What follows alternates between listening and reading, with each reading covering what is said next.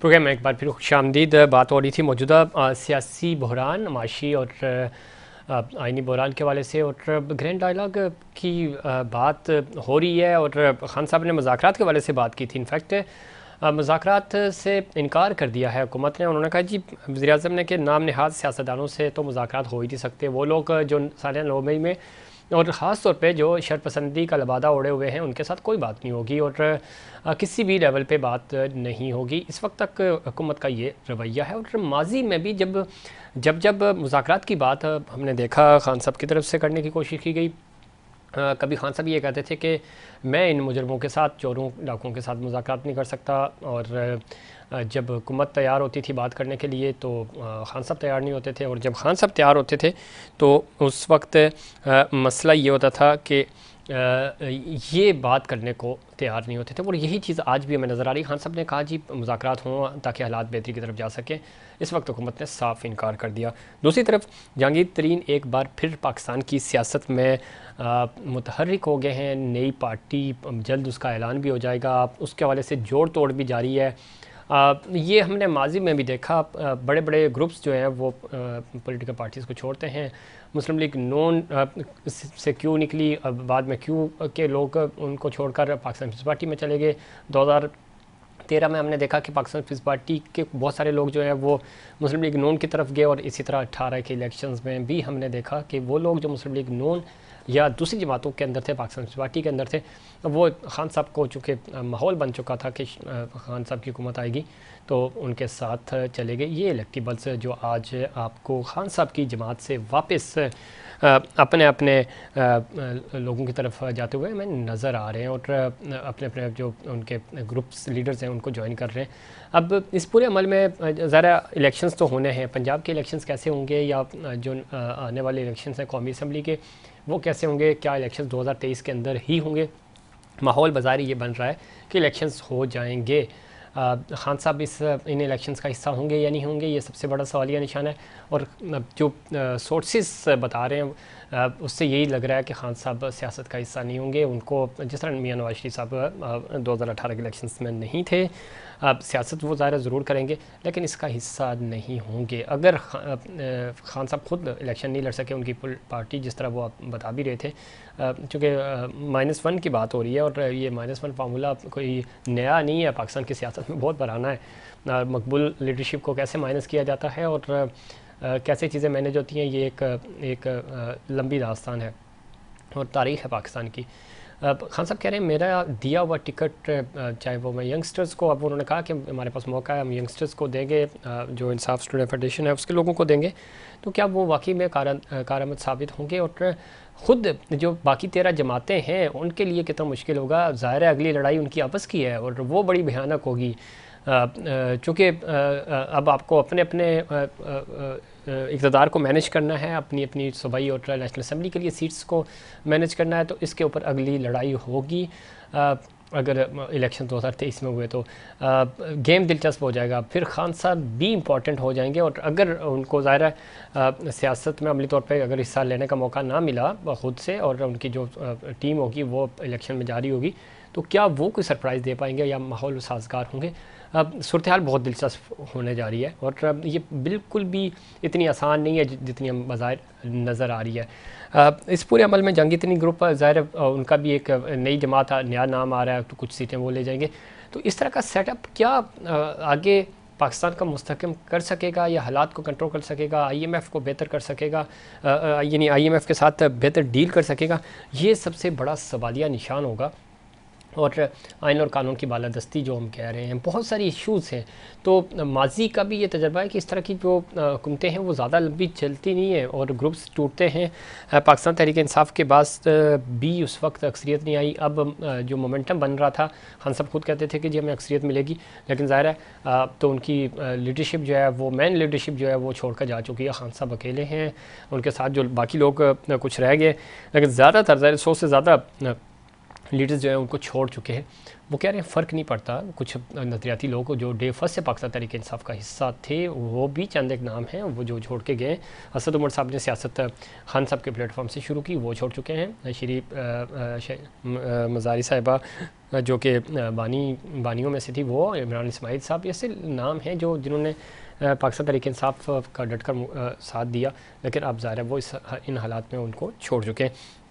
अब साथ ही साथ चूँकि JIT के हवाले से खान साहब को सामना करना है और उसके जवाब उन्होंने तहरीरी तौर पे भेजे, जो कि जो JIT के मेंबर्स हैं, नुमाइंदे हैं, उन्होंने इन जवाब को मानने से इनकार कर दिया। खान साहब को अब ख़ुद फिज़िकली हाज़िर होना होगा। ये सारे वो चीज़ें हैं कि क्या इन चीज़ों की वजह से और इन इश्यूज़ को मद्देनज़र रखते हुए जब हम बात करते हैं सियासत की, तो हालात किस तरफ जाएंगे। माशी तौर पे जब हम बात करते हैं, अभी ज़रा बजट पेश करना है इस हुकूमत ने, बजट से पहले IMF कह चुका है कि हमारी नज़रें हैं पाकिस्तान के हालात पे, यहाँ आइन और कानून की, इंसानी हकूक़ की पामाली नहीं होनी चाहिए। और हालात आपके सामने ही हैं कि ऑन ग्राउंड क्या हो रहा है। क्या हुकूमत रिलीफ दे सकेगी? पूरा साल गुजर गया, इस साल के अंदर एक भी टारगेट जो अभी तक रिपोर्ट्स आई हैं, ज़रा इक़्तिसादी सर्वे रिपोर्ट्स तो अभी आनी है, लेकिन उससे पहले जो रिपोर्ट्स आ रही हैं, मौजूदा हुकूमत एक भी टारगेट अचीव नहीं कर सकी, इस बजट का हदाफ हासिल नहीं हो सके। बजट कैसे बनेगा और ये बजट IMF की सपोर्ट से बनेगा, उससे पहले कोई डील हो सकेगी? अब ज़रा 30 दिन ही रह गए हमारे पास IMF प्रोग्राम के हवाले से भी। प्रोग्राम कैसे रीशेड्यूल होगा? और इसाक डार साहब तो आज कह रहे थे कि चूँकि बार बार उन्होंने कहा, लोग कह रहे थे कि पाकिस्तान डिफ़ॉल्ट कर जाएगा, लेकिन नहीं किया। उन्होंने कहा कि हम डिफ़ॉल्ट नहीं करेंगे, चीज़ें बेहतरी की तरफ जाएंगी, इकॉनमी बेहतर हो रही है, लेकिन कैसे चीज़ें होंगी और रिलीफ कैसे मिलेगा, इस पर बात करेंगे। हमें ज्वाइन किया जनाब शेख रोहिल असगर साहब ने, सीनियर सियासतदान हैं, सीनियर रहनुमा है मुस्लिम लीग नून से। शेख साहब खुशामदीद कहते हैं आपको। की जरा आवाज़ अपनी ऊंची करवाएं, मुझे समझ नहीं आई आपकी थोड़ी। जी शेख साहब, आपको वालेकुम सलाम। मैं ऑडियो बेहतर करते हैं, देर कर दी आपने, लेकिन देर आए दुरुस्त आए। शेख साहब, मेरा सवाल आपसे ये है कि मौजूदा हालात, ज़ाहिर है अब -1 फार्मूला खान साहब को लग रहा है कि वो सियासत का हिस्सा नहीं होंगे, नवाज शरीफ साहब की वतन वापसी होगी, आगे इलेक्शंस आपको लगता है कि 2023 में ही हो जाएंगे? शेख साहब, वक्त से पहले तो आप कुछ नहीं कह सकते ना, हालात जैसे होंगे, जो कुछ बेड़ा घर कर दी है, आप देखें बर्बादी तो हो गई ना, आप देख रहे हैं ना, मुआशी तबाही भी कर दी, आप उसको अखलाकी तबाही भी कर दी। अब रह गया था एक फौज का इंस्टीट्यूशन रह गया था, उसको भी बर्बाद करने की कोशिश कर दी। अब इन सब चीजों को ठीक करने में वक्त तो लगेगा। ठीक। और आप ये समझें कि मतलब आप एक सेकंड की आप सोचें, जी जी, इलेक्शन जरूरी है या मुल्क जरूरी है? इलेक्शन जरूरी है या आपके इंस्टीट्यूशन जरूरी है? इलेक्शन जरूरी है या इस मुल्क के जो मामलात हैं वो ज्यादा जरूरी है? बिल्कुल। ये चीजें, ये सारी चीजें देखनी पड़ेगी। जी सर। अच्छा जी जी, शेख साहब बिल्कुल ठीक कह रहे हैं आप, ये चीज़ें ज़रूरी हैं, लेकिन अब ज़रा बजट आ रहा है, बजट आपने पेश करना है, IMF के साथ मामला अभी तक हमारे सेटल डाउन नहीं हो सके, कोई रिलीफ इस साल में तो आप काम नहीं कर सके, अपने बजट के अहदाफ भी हासिल नहीं कर सके। ऐसा बिल्कुल नहीं है जी। अब मैं आपको गुजारिश करूं जी प्लीज, आप बहुत सारे आपका कसूर नहीं है ना, आपको मैं कसूरवार ठहराता हूँ जी। यहाँ पे अजीब सा मजाज बन गया हुआ है कि लोग, मैं उन लोगों पे मुझे कभी कभी तरस आता है, और बल्कि तरस भी आता है, गुस्सा भी आता है जी जी, कि जो लोग बड़े बड़े फख्र से ये बात कहते हैं जी पाकिस्तान जो है डिफॉल्ट कर जाएगा। अल्लाह ना करे सर। जी जी, भाई मेरी गुजारिश सुन लीजिए, ये भी हमारे पास एक दूसरा लफ्ज़ ही होता है कि अल्लाह ना करे जी। बात ये है कि ना कोई पढ़ता है, ना कोई देखता है, ना कोई उसको तजिया करता है, जो मुंह में आता है वो चले जा रहे हैं। सर बदकिस्मती है शेख साहब, ये आपके सियासतदान ही करते हैं, मैं कोई आपकी जमात की बात नहीं कर रहा। नहीं नहीं नहीं नहीं नहीं नहीं, सियासतदान नहीं करते हैं, ये आजकल जो आके बैठ जाते हैं ना कोट पैंट पहन के और टाई शाई लगा के बाबू बन के जी जी, वो अपने आप को समझते हैं कि वो सारी दुनिया की अक्ल और सीरत उन्हीं के अंदर है, बस हरफे आखिर है, वो जो कह देंगे हरफे आखिर है। मेरी तरह उर्दू उनको अच्छी तरह बोलनी नहीं आती और माशियात में बात कर रहे होते हैं। लेकिन शेख साहब देखें, आप ये जितना तजियाकारों पे उन पे इल्ज़ाम डाल दें, बताया यही जाता है। उस वक्त शौकत तरीन साहब कहते थे, फिर बाद में मिफ्ता इस्माइल साहब कहने लगे, फिर इसाक डार साहब कहने लगे, तो अब क्या करे बंदा सर? मैं वो याद कर रहा हूँ, इसहाक डार ने ये बात कभी नहीं कही। अभी थोड़े दिन पहले इसहाक डार ने कहा था कि मुल्क इंशाल्लाह कभी भी डिफॉल्ट नहीं करेगा। अब वज़ीर ख़ज़ाना अगर ये बात कहे और इसने कॉन्फिडेंस के साथ ये बात कहे जी जी और अल्लाह की मदद के साथ ये बात कहे, तो इसका मतलब है कुछ ना कुछ वजन है। अच्छा जिनकी मैं आपको एक बात आगे जी मैं आपको बताता हूँ। जी जी आप ये दुआ कीजिए कि जो चाइना का प्लान है जी, अगर वो खुदा करे कि वो प्लान जो है वो स्टार्ट हो जाए और वो ग्वादर की तरफ से, ठीक तो है, फिर आप अपनी आंखों से देखेंगे कि इस मुल्क में किस तरह तब्दीली आएगी। फिर ना तो आपको IMF की जरूरत रहेगी, ना ही आपको किसी और ऐसे अदारे की जरूरत रहेगी जिससे आप भीख मांगेंगे। ठीक है, क्योंकि उससे ये होगा कि आपका, देखिए मैं आपको बात कहूँ, ये बड़ी अल्लाह का कुदरत का एक इनाम है कि आपकी जोग्राफिकली जो सिचुएशन है वो बहुत आइडियल है।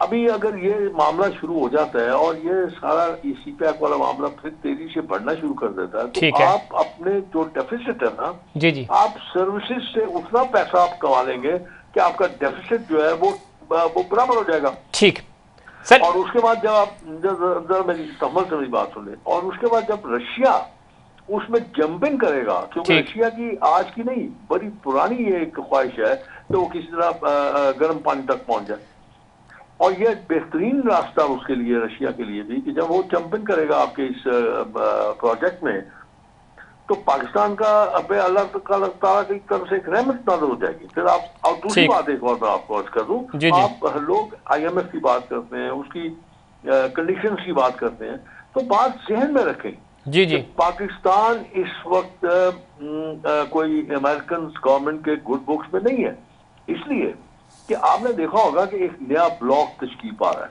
बिल्कुल, जिसमें ईरान भी है, जिसमें चाइना भी है, जिसमें रशिया भी है, जिसमें सऊदी अरब भी है, जिसमें तुर्की भी है।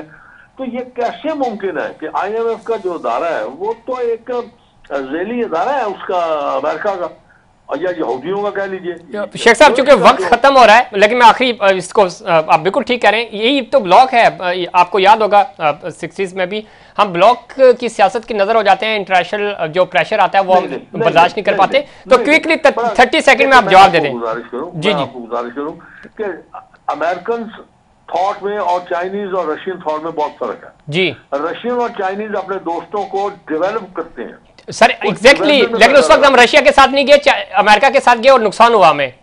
हमें नुकसान होता है, और अभी अगर आपने ये कदम ना उठाया तो यकीन कीजिए आप इसी तरह तरसते रहेंगे। ठीक है शेख साहब, चूंकि वक्त खत्म हो गया, आपने तो थोड़ा देर से ज्वाइन किया, अच्छी बातें कर रहे थे आप, अगले किसी प्रोग्राम में। बड़ी देर से आपके इंतजार में था जी, आप मतलब लिफ्ट ही नहीं कराते। आपको वही बाबू चाहिए ना, वही टाई शाई लगाई हो, मैं धोती कैसा पहनता हूँ। अरे सर मेरी उर्दू भी इतनी अच्छी नहीं, बहुत अच्छी है, बहुत अच्छी है, लेकिन मसला ये है कि अब अगले किसी प्रोग्राम में हम आपको जरूर इस पे जरूर डिस्कस करेंगे, और इसमें कोई शक नहीं कि ब्लॉक शिफ्टिंग जब होती है उसके अंदर पाकिस्तान गलती कर जाता है, और आज गलती की गुंजाइश नहीं है। हमें बेहतर डिसीजन लेना होगा और बगैर किसी खौफ के, ताकि पाकिस्तान की इकॉनमी बेहतर हो सके। और बहुत पोटेंशियल है, जो रोहिल असगर साहब भी कह रहे थे, लेकिन वो पोटेंशियल कैसे बेहतर होगा, उसके ऊपर काम कैसे होगा, ज़रूरी है कि आपकी जो लीडरशिप है वो अक्लमंदाना, बेहतर और अच्छे फैसले पाकिस्तान की खातिर करे, तो ही ये बेहतरी की तरफ जा सकता है। वरना रोहिल असगर साहब जो बातें कह रहे हैं कि उनके खिलाफ कोई बात ना करे या वैसे कोई डिस्कस ना करे, तो ज़रूरी नहीं है कि वो सारी चीज़ें जो आप कह रहे हैं, चूँकि ख़ुद इल्ज़ाम लगाते हैं और फिर बाद में उसकी आप नफ़ी भी कर देते हैं। तो ये चीज़ें ज़रूरी हैं कि आप पाकिस्तान के मफाद की खातिर करें, ज़ाती मफाद की खातिर ना करें। ये था हमारा आज का प्रोग्राम। उम्मीद करता हूँ दूसरे प्रोग्राम की तरह आज का प्रोग्राम भी आपको पसंद आएगा। मुझे और इनसाइड पाकिस्तान की पूरी टीम को दीजिए इजाज़त। अल्लाह निगहबान।